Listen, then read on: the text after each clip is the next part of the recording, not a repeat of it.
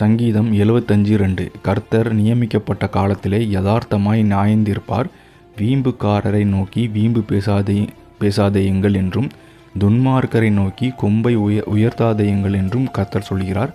உங்கள் கொம்பை உயரமாய் உயர்த்தாதிருங்கள், இருமாப்பு உள்ள கழுத்துடையவர்களாய் இருக்கிறவர்களிடத்தில் பேசாதீர்கள் அப்படின்னு சொல்லிட்டு கர்த்தர் இன்றைக்கி உங்களை பார்த்து சொல்கிறாரு.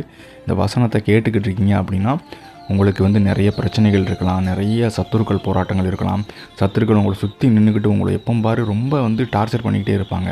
ஸோ நீங்கள் இன்றைக்கி கர்த்தர் உங்களை பார்த்து தான் சொல்கிறாரு, நியமிக்கப்பட்ட காலத்திலே கர்த்தர் யதார்த்தமாய் நியாயந்திருப்பார். உங்களுக்காக கர்த்தர் நிற்கிறாரு. அவர் உங்களுடைய எல்லா விதமான வேண்டுதல்களையும் எல்லா விதமான குறைகளையும் எல்லா சத்துருக்களையும் நிர்மூலமாக்கி போடுவார். நம்புங்க.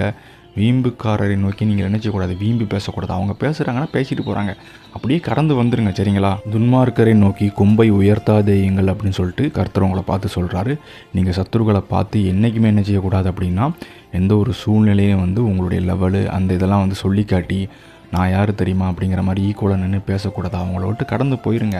அவங்கள கண்டுக்க கூட செய்யாதீங்க. அவங்கள பார்த்தாலே ரெஸ்பான்ஸ் கூட பண்ணாதீங்க. அவங்களுக்கே ஒரு டைமில் தோணிடும், இவன் என்ன நம்ம எவ்வளோ பிரச்சனை பண்ணாலும் ஒதுங்கி போய்கிட்டே இருக்கிறான், நம்மளை கண்டுக்க கூட மாட்டேங்கான், நம்மளை ஒரு ஆளாக கூட பார்க்க மாட்டேங்கான் அப்படின்னு சொல்லிட்டு அவங்களுக்கே தோண ஆரம்பிச்சிடும். அவங்களே புரிஞ்சுப்பாங்க, சரி நம்ம ரொம்ப ஒரு மாதிரி கேவலமாக நடந்துக்கிறோமோ, ரொம்ப டூ மச்சாக பண்ணுறோம் அப்படின்னு சொல்லிட்டு அவங்களே நீங்கள் ஒதுங்கி போகிறத பார்த்து புரிஞ்சுக்கிட்டு ஒரு நாள் என்னச்சுவாங்க, அவங்களே உங்ககிட்ட இறங்கி வருவாங்க. இருமாப்புள்ள கழுத்துடையவர்களாக இருக்கிறவர்களிடத்தில் பேசாதீர்கள். அதுதான் நான் இவ்வளோ நேரம் உங்கள்கிட்ட சொன்னேன்.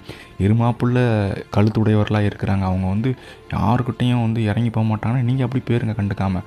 அப்போ அவங்களுக்கே ஒரு டைமில் தோண ஆரம்பிச்சிடும், நம்ம இவங்ககிட்ட இப்படி நடந்துக்கக்கூடாது அப்படின்னு சொல்லிட்டு அவங்களுக்கே தோண ஆரம்பிக்கும். நீங்கள் நடந்துக்கிற விதத்தில் கர்த்தர் உங்கள் மேலே பிரியமாக இருப்பார். கர்த்தர் உங்களுக்காக உங்களுடைய சத்துருக்களுடைய மனதில் பேசுவார். சத்துருக்களை நிர்மூலமாக்கி போடுவார். அவர் உங்களை பார்த்தீங்கன்னா சத்துருக்கள்கிட்ட இருந்து எப்போவுமே பாதுகாக்கிற ஒருத்தராக இருப்பார். நம்பினீங்கன்னா ஆமேன்னு சொல்லுங்கள். ஆமேன்.